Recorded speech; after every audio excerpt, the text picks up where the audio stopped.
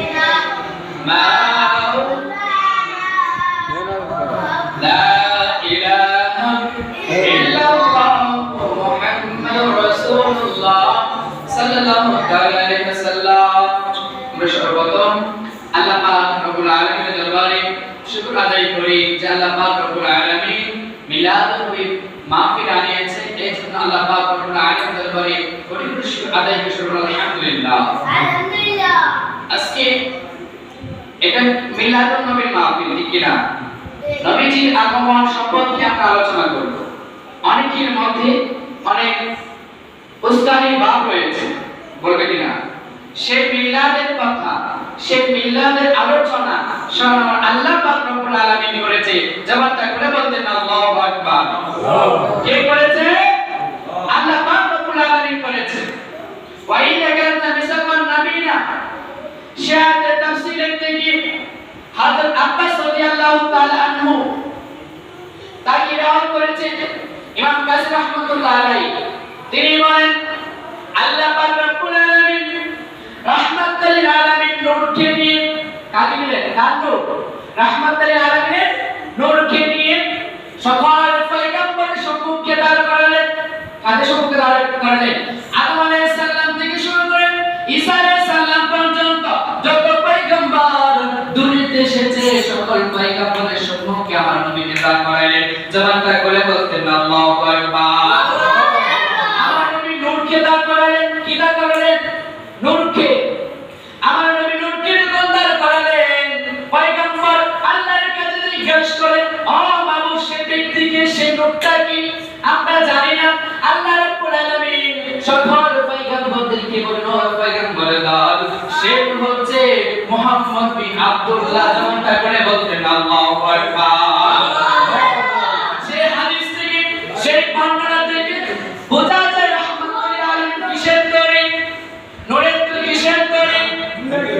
আল্লাহ পাক রব্বুল আলামিন قد جاءكم من الله نور وكتاب مبين। জবানটা করে বলতেন আল্লাহু আকবার। قد جاءكم من الله نور। আমি তোমাদের মধ্যে নূর পাঠিয়েছি। কি পাঠিয়েছি? আরো বলুন, কি পাঠিয়েছি? কিতাব মুবিন, স্পষ্ট কিতাব পাঠিয়েছি। জবানটা করে বলতেন আল্লাহু আকবার। ওয়াহাবিরা বলে সে নূর হচ্ছে যখন দুনিয়া বড় অন্ধকার ছিল, জাহিলিয়াতের যুগ ছিল, এই জাহিলিয়াতের যুগ আয়েশা নবী আসলো, আলোকিত হয়েছে, সেটা নূর। নাউজুবিল্লাহ বলে নবী সৃষ্টি হয়েছে নূর। নবী কিসের তৈরি? ইবনে কাসির বলেন আল্লাহ রাব্বুল আলামিন বলেন, হে নবীগণ, ওই নবীকে ওয়াইলা কাসনা মিসাতুন নবিনা লাআদাতুকুম মিনাল কিতাবি ওয়াল হিকমা। আমার আল্লাহ রাব্বুল আলামিন সকল নবীগণদেরকে ওয়াদা নিলেন। জবানটা করে বলতেন আল্লাহু আকবার। কি দিলেন? ওয়াদা নিলেন। কি দিলেন? আদম আলাইহিস সালাম ছিল মুসা আলাইহিস সালাম ছিল, ইব্রাহিম আলাইহিস সালাম ছিল, আল্লাহর যত সৃষ্টি নবীগণ ছিল, সকল সৃষ্টি ছিল। যেমন দেখলাম আল্লাহু আকবার। ওয়াদার মধ্যে আমরা আল্লাহ রাব্বুল আলামিন বলেন কোরআনে, ওয়া ইন্নাকা তুমিসাকান নবিনা, সমস্ত নবীগণদেরকে বললেন, ও নবীগণ, যখন তোমাদেরকে দুনিয়ার মধ্যে পাঠানো হবে, তোমাদেরকে কিতাব ও হিকমত দান করব, হিকমত দান করে দুনিয়ার মধ্যে পাঠাবো। যখন আমার মাহবুব আমার রাসূল যখন তোমাদের মধ্যে যাবে, যেই রূপটা তোমরা দেখিতেছ, সেই রূপটা যখন দুনিয়ার মধ্যে যাবে, দুনিয়ার মধ্যে যাওয়ার পর ও আদম আলাইহিস সালাম থেকে ঈসা আলাইহিস সালাম সমস্ত নবীদেরকে বলেন, ও নবী, সেই নূর যখন তোমাদের মধ্যে যাবে, তোমাদের উপর ফরজ হয়ে যাবে সেই নূরের উপর ঈমান আনা, সেই নূরকে সহযোগিতা করা। জবানটা করে বলতে আল্লাহু আকবার। আমার নবী আদম আলাইহিস সালামের বেলাতে আসতো, আদম আলাইহিস সালামের উপর ফরজ হয়ে যেত আমার নবীর উপর ঈমান আনার জন্য। আমার নবী মুসা আলাইহিস সালামের বেলাতে আসতো, মুসা আলাইহিস সালামের উপর ফরজ হয়ে যেত আমার নবীর উপর ঈমান আনার জন্য। অতটুকু আদম আলাইহিস সালাম থেকে শুরু করে ঈসা আলাইহিস সালাম পর্যন্ত সমস্ত নবী দুনিয়ার মধ্যে এসেছে, সকল নবীর উপর ফরজ হয়ে যেত আমার নবীর উপর ঈমান আনার জন্য এবং সহযোগিতা করার জন্য। জবানটা খুলে বলতেন আল্লাহু আকবার। আমার নবী যদি আদম আলাইহিস সালাম আসতো, আদম আলাইহিস সালামের উপর কি ফরজ হয়ে যেত আমার নবীর উপর ঈমান আনার জন্য। আপনারা বলেন তো, সেই নবীজির মিলাদ নবীর পালন করে কি বেদাত হয় নাকি সেটা আল্লাহর সুন্নাত কাজ করা হয়? সুবহানাল্লাহ বলেন। ঈদে মিলাদ নবী পালন করা ফরজ, আর ঈদে মিলাদ নবী পালন করা, নিয়ামতকে পালন করা ঈসা ইবনে মরিয়মের সুন্নাত। যেমন দেখলো আল্লাহু আকবার। এক প্রশ্ন করা হুজুর কিভাবে ঈসা ইবনে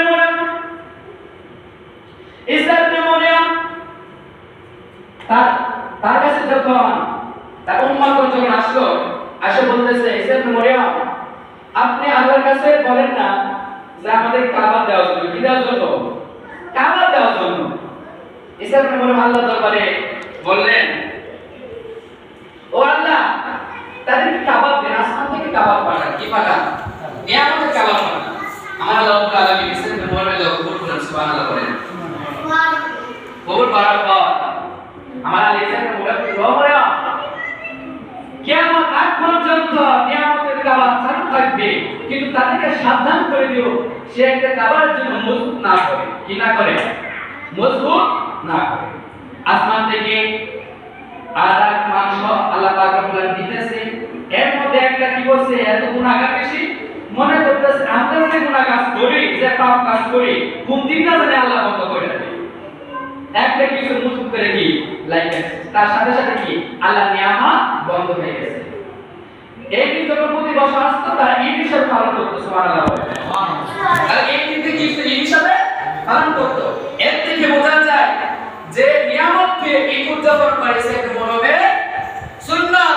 আর উম্মতে মুহাম্মাদের জন্য সবচেয়ে বড় নিয়ামত হচ্ছে আমার নবী রাহমাতুল লিল আলামিন। এই জন্য উম্মতে মুহাম্মাদের জন্য ফরজ হয়ে যায় আমার নবী মিলাদে খুশি হওয়ার জন্য। যেমনটা করব আল্লাহু আকবার। তাই আমরা কিভাবে ফরজ বলবি ফাদিলিল্লাহি ওয়া রাহমাতিহি ফাবিযালিকা ফালিয়া রব্বুল মাহমুদ বলেন ইফাদিলিল্লাহ আল্লাহর ফজল আর রাহমাতিকা রাহমাতু ফাবিযালিকা ফালিয়া রাহু, তোমার আনন্দ উৎসব করো। তাই আমার নবী রাহমাতুল লিল আলামিন আমাদের সবচেয়ে বড় কি নিয়ামত। সেই নিয়ামত উদ্দেশ্য করে যদি আমরা ঈদে মিলাদ পালন করি, সেটা ঈসা ইবনে মরিয়মের সুন্নাত। আর ঈদে মিলাদ নবী পালনের উদ্দেশ্যে যদি আমরা আলোচনা করি, সেটা আল্লাহর সুন্নাত। আর ঈদে মিলাদ নবী পালন করা আল্লাহ পাক রব্বুল আলামিনের হুকুম। এই জন্য আমরা বিরোধিতা না করে নবীকে ভালোবাসি, নবীকে ভালোবেসে আহলে বাইতকে ভালোবেসে যেন আমরা মৃত্যুবরণ করতে পারি। তৌফিক দান করুন, আমিন। আলহামদুলিল্লাহি রাব্বিল আলামিন। সম্মানিত মুসলিম কিরাম, এবার আপনাদের সম্মুখে